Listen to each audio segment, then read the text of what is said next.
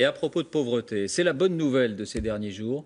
Elle a nettement reculé l'extrême pauvreté dans le monde. C'est un rapport de la Banque mondiale qui le révèle. Il y a moins de 10% désormais de la population de la planète qui est concernée, soit tout de même un peu plus de 700 millions de personnes. La réalité derrière le chiffre avec Hugo Plagnard, Yannick Sanchez et ses graphiques.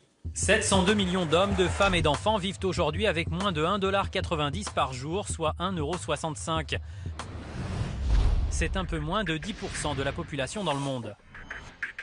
Pour la Banque mondiale, qui publie cette prévision, ce chiffre est encourageant, car il a presque été divisé par 3 en 25 ans.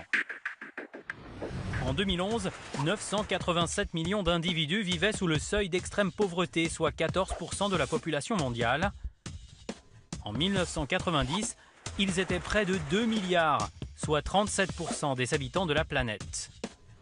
Grâce à la croissance économique mondiale et aux investissements qu'elle permet en matière de santé et d'éducation, l'extrême pauvreté est en recul. Mais pas au même rythme partout. C'est en Asie-Pacifique que l'amélioration est la plus spectaculaire. 314 millions de très pauvres aujourd'hui, contre plus d'1,5 milliard en 1990. À l'époque, 80% des personnes les plus défavorisées dans le monde vivaient dans la région Asie-Pacifique. En 2015, c'est 45%. L'extrême pauvreté se concentre majoritairement en Afrique subsaharienne, notamment à Madagascar et en République démocratique du Congo. Dans ces deux pays, 80% de la population vit avec moins de 1,90 $ par jour. Et dans toute cette région d'Afrique, la Banque mondiale évalue à 347 millions le nombre de personnes en situation d'extrême pauvreté.